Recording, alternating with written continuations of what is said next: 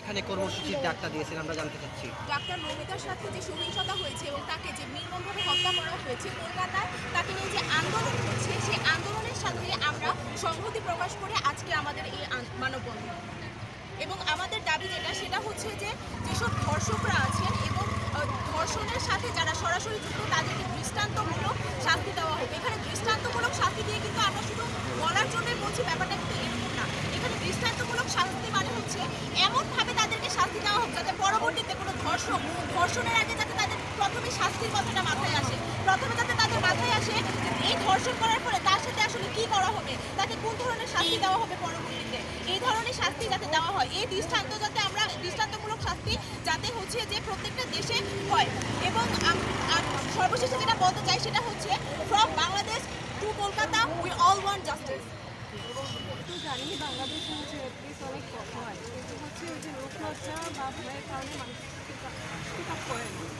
তো এখন পর্যন্ত 2024-এ 200-র উপরে হচ্ছে রেপকেসেস হয়েছে, যেগুলো আমরা জানি না, বিচার হয় না। তো দেখা যায় যে একটা রেপকেস হচ্ছে ভাইরাল না হইলে ওইটার বিচার দাবি দাবা অনেক সময় হয় না। তো আমরা হচ্ছে বেসিক্যালি সবার জন্যই বিচারটা যাচ্ছি। এখন তনু হত্যা হয়েছে অনেক বছর আগে, কিন্তু এখনও বিচার হয় না। আমরা আশা করতেছি এই স্বাধীন বাংলাদেশে, এই নতুন স্বাধীন বাংলাদেশে এই বিচারটা হবে। একই সাথে হচ্ছে যাতে রেপ কেসেসগুলো না হয়, এই জন্য মানুষ যাতে সচেতন হয়। অ্যান্ড তাছাড়া যেগুলো মাইনর আছে ছেলেরা, তারাও যাতে হচ্ছে রেপ কেসেস শিকার না হয়, এই জন্য আমরা চাচ্ছি যাতে হচ্ছে এটাতেও সচেতন হয়। আমরা যেভাবে বলি যে শুধু আমরা ছেলেদেরকে শেখাবো, ছোটো বাচ্চাদেরকে শেখাবো যে এবার হচ্ছে ডান্স গ্রুপটা আছেন হচ্ছে মেনার্স, এগুলো শুধু বাচ্চাদেরকে না আমাদের বড়দেরকেও শেখানো উচিত। অ্যান্ড হচ্ছে নোটেবল হচ্ছে পানিশমেন্ট হওয়া উচিত, যাতে হচ্ছে আর কখনো রেপ কেসেস না হয়। কলকাতায় যে রিসেন্টলি কেসেসটা হয়েছে, আমাদের ডাক্তার মৌমিতা দেবনাথ মারা গেছে, তো এই আন্দোলনের সাথে আমরা এই কথা প্রকাশ করতেছি। কলকাতার ঘটনাটা কি বলছিলেন? ডাক্তার মৌমিতা দেবনাথকে হচ্ছে রেপ অ্যান্ড মার্ডার করা হয়েছে। তো এর জন্য হচ্ছে কলকাতাবাসীরা প্রটেস্ট করতেছেন, বিচার দাবি করতেছেন, আমরা এর সাথে একতা প্রকাশ করতেছি। আচ্ছা, একটা বিষয় আপনাদেরকে জানতে চাই যে একটু আগে যে আমরা এসেছি হচ্ছে উইমেন ট্রাভেলার্স অফ সিলেট থেকে। তখন হাতে যখন হয় তখন আমাদের অর্গানাইজেশনটাই ছিল না। সো অর্গানাইজেশন হওয়ার পরে এন্ড হচ্ছে যেহেতু স্বাধীন বাংলাদেশে আমরা হচ্ছে বাচ্চাদের সুযোগ পাচ্ছি, এর জন্য হচ্ছে আগে যারা কালপিত ছিল বিচার মহলে যারা ছিল, যারা হচ্ছে বিচার করতেছিল না, বলতেছিল যে তনু হত্যার কেসে যে আপনার হচ্ছে মার্ডার কেসটা আননোন, মানে রিজনটা আননোন, সেটা বলতেছিল। সো আমরা আশা করতেছি যে এই স্বাধীন বাংলাদেশে প্রকৃত কারণ বের করা হবে, এন্ড যারা হচ্ছে দোষী তাদেরকে বিচার করা হবে। আচ্ছা, ধন্যবাদ। দলমত নির্বিশেষে আমি নির্বিশেষে বলতে বোঝাবো যে এখানে আসলে আমরা শুধু দলীয় বা এরকম কিছু না, আমরা যারা সাধারণ শিক্ষার্থী আছি, কারণ আমরা জানি যে অতি সাম্প্রতিক সময়ে কলকাতাতে মৌমিতা নামক একজন মেডিকেল শিক্ষার্থী বা সে গণধর্ষণের শিকার হয়েছে। এবং তার আগে যদি বলি আমি, বাংলাদেশে হচ্ছে তনু, যিনি কিনা কুমিল্লা ক্যান্টনমেন্টে এই মিলিটারি ক্যান্টনমেন্ট ভিতরে হচ্ছে তিনি হচ্ছে গণধর্ষণের শিকার হয়েছেন। আমাদের আজকে মূল প্রতিপাদ্য বিষয় হচ্ছে তনু হত্যার বিচার কার্যক্রমটা শুরু করা, যেটা অলরেডি কিনা ঝুলে আছে। তার সাথে সাথে কলকাতাতে যে ঘটনাটা ঘটেছে তার সাথে আমরা একাত্মতা পোষণ করি, এবং এই র্যাপের সাথে যারা হচ্ছে জড়িত সবাইকে হচ্ছে বিচারের আওতায় আনা। এবং আরেকটা জিনিস আমি ক্লিয়ার করবো যে আজকে এখানে যারা দাঁড়িয়েছেন তাদের ম্যাক্সিমামই হচ্ছে নারী শিক্ষার্থী। তো আমি এখানে একটা জিনিস সবাইকে হচ্ছে বলতে চাই যে শুধু হচ্ছে যে এই নিপীড়ন বা দর্শন বিরোধী কার্যক্রমটা যে নারীদের অংশগ্রহণ থাকবে সেটা না, আমাদের পুরুষ হিসেবে আমাদেরও একটা নৈতিক দায়িত্ব, আমাদেরকেও এগিয়ে আসতে হবে। তাহলে আমি মনে করি যে এই দর্শনটাকে হচ্ছে একদম নির্মূল করা যাবে। কারণ আজকে আপনারা একটা জিনিস খেয়াল করেন, নারীরা কিন্তু আজকে তাদের কর্মক্ষেত্র বলেন, দেন হচ্ছে তাদের এই শিক্ষা প্রতিষ্ঠান, কোনো জায়গায় কিন্তু সেফ না। তো আমরা এই সেফটিওরটা এনশিওর করতে চাই, এবং নারীরা যাতে তাদের মতামত প্রকাশ করতে পারে এবং হচ্ছে নির্দ্বিধায় চলাফেরা করতে পারে। আচ্ছা, এই কর্মসূচি কি আজকে আপনাদের শুরু নাকি আরও আছে এই কর্মসূচি? এই কর্মসূচিটা আজকে আসলে আমাদের শুরু, এবং সামনেও আমাদের কর্মসূচিটা চলবে যতক্ষণ পর্যন্ত না এই যত দর্শক এবং আপনি সবাই যাতে কি হচ্ছে বিচারের আওতাধীন না আসতেছে, এবং সরকার বা আমরা যদি বলি এই পাবলিক বা জনসচেতনতা যতক্ষণ পর্যন্ত না তৈরি হচ্ছে ততক্ষণ পর্যন্ত আসলে আমাদের আন্দোলনটা চলে যাবে। আমাদের মূল আরেক বিষয় হচ্ছে যে মানুষকে সচেতন করার পাশাপাশি দর্শকদের হচ্ছে বিচারের আওতায় নিয়ে আসা।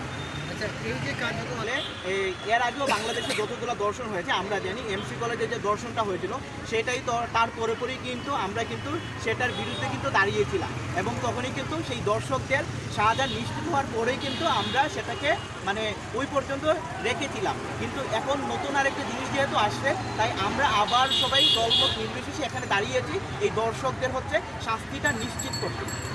আচ্ছা, এখন পরিশেষে আপনাদের মানে কি বক্তব্য আছে, শেষমেশ বক্তব্যটা কি চান আপনারা? আমরা চাইবো যে প্রত্যেকটা দেশে বাংলাদেশ কিংবা ভারত বা ওয়ার্ল্ডের যে কোনো জায়গায় পুরুষ কিংবা নারী এই যে ভেদাভেদটা সেটা না করে সবাইকে হচ্ছে সমান অধিকার দেওয়া এবং সবার হচ্ছে তাদের যে একটা হচ্ছে জীবনের নিরাপত্তা বা চলাফেরার নিরাপত্তা সেইটা যাতে শিওর হয়। ওকে, ধন্যবাদ আপনাকে। আচ্ছা, ধর্ষণের ঘটনা মৌমিতা দেবনাথকে যেভাবে করে তার কর্মস্থলে ধর্ষণ করা হয়েছে সেই ধর্ষণের প্রতিবাদ এবং যেহেতু আমরা একটা ফ্যাসিবাদী সরকারকে এই ক্ষমতা থেকে উচ্ছেদ করেছি তার পরবর্তীতে বাংলাদেশে বিগত সময়ে যত ধর্ষণ হয়েছে তনু, খাদিজা, আফসানা থেকে শুরু করে সামগ্রিক বাংলাদেশের ধর্ষণের যে পরিসংখ্যান সেই পরিসংখ্যানের উপর ভিত্তি করে বাংলাদেশের ধর্ষণগুলোর যাতে বিচার করা হয় এবং মৌমিতা দেবনাথকে আসলে যেভাবে করে নৃশংসভাবে কর্মস্থলে রেপ করা হলো সেই ঘটনার প্রতিবাদ জানিয়ে আমরা কাঁটাতার পেরিয়ে এই দেশেও দাঁড়ানোর চেষ্টা করেছি। আজকেই আমাদের ট্রাভেলার্স অফ উইমেন সিলেটের পক্ষ থেকে এখানে দাঁড়ানো হয়েছে এবং আমরা প্রত্যেকটা জায়গা থেকে এখানে এসেছি, মেয়েরা ছেলেরা এখানে সংহতি প্রকাশ করছি। আমরা মনে করি ধর্ষণ, নিপীড়ন আসলে নারীর প্রতি যে অবসেশন এই সমাজ ব্যবস্থার মধ্যে রয়েছে এই পুরোটাকে আসলে কাটিয়ে উঠে একটা সুন্দর নারী বান্ধব সমাজ প্রত্যেকটা দেশেই তৈরি করা দরকার। ভারতবর্ষে কিন্তু এখন পর্যন্ত সেফ নাই, আমরা কোথাও রাস্তাতে সেফভাবে বের হতে পারি। দেখা যায় আমরা অনেক সময় রাস্তাঘাটে বেরোলে বিভিন্ন হ্যারাসমেন্টের শিকার হচ্ছি, কিন্তু এটার কখনো প্রতিবাদ হয় নাই, বিচার হয় নাই। তো আজকে আমাদের সাথে যারা আছেন সবাই মিলে আমরা এই উদ্যোগ নিয়েছি যে এটার একটা সুষ্ঠু বিচার হবে এবং যেন এটা প্রশাসন আমাদের সঠিকভাবে একটা বিচার আমাদের করে দেয়, এতটুকুই আমাদের আশা। আচ্ছা, এটা তো ভারতের যে ঘটনাটি বলছেন, আচ্ছা এই ঘটনা তো ভারতে হয়েছে, হ্যাঁ, এখন আপনারা ভারতে কোনো আপনাদের আয়োজন হচ্ছে এরকম কোনো? হ্যাঁ অবশ্যই, আমরা তো কালকেও দেখলাম ভারতের সারা রাজ্যে কি মেয়েরা আয়োজন করেছে, মিছিল করেছে। শুধু সেটা ভারতে হচ্ছে এমনটাই না, আজকে ঢাকা বিশ্ববিদ্যালয়ে রাত 10টায় মেয়েরা আন্দোলন করবে। সারা বাংলাদেশে মোটামুটি যারা এই বিষয়টাতে আছে সবাই এটা নিয়ে আন্দোলন করবে এবং আমাদের এতটুকুই আশা থাকবে আমরা মেয়েরা যেন সেফভাবে এই দেশে চলতে পারি, আমরা মেয়েরা যেন কখনো কোনো হ্যারাসমেন্টের শিকার না হই, কখনো যেন রাস্তাঘাটে বের হতে হলে আমাদের দুইবার না ভাবতে হয়। আচ্ছা, এই কারণগুলো, ধর্ষণের কারণগুলো প্রধান কারণ কি মনে করছে? সেটা হচ্ছে আমাদের দেশের ছেলেরা বলতে পারেন, যাদের সুষ্ঠুভাবে সুস্থ ফ্যামিলি তাদের শিক্ষা দেয় নাই, তাদের শিক্ষার ঘাটতি আছে বলেই তারা মেয়েদের সম্মান করতে পারে না। তাদের মা বোনের প্রতি আমার মনে হয় না তাদের এই সম্মান আছে, থাকলে মনে হয় না তারা রাস্তায় বের হয়ে মেয়েদের এইভাবে হ্যারাসমেন্ট করতে পারে। তো সেটা সব থেকে বড়, সেটার দোষী আমি পারিবারিক শিক্ষাকেই বলবো। তাদের যদি পারিবারিক শিক্ষা থাকতো আর আমাদের দেশে যদি সেভাবে আইন গঠন হইতো, তাদের শাস্তির যদি ওইভাবে বিচার করা হইতো, তাহলে তারা এই কাজটা করতে দুইবার ভাবতো, কিন্তু তারা সেই ভয়টা এখন পায় না। তো তাদের এই ভয়ের জন্য আমাদের মনে হয় আমাদের দেশে এইভাবে কোনো আইন আনা উচিত, যে আইনের মাধ্যমে তাদের কাজ করতে হলে তারা দুইবার ভাববে, মেয়েদের কিছু করতে হলে তারা দুইবার ভাববে। ধন্যবাদ। করে দিছি।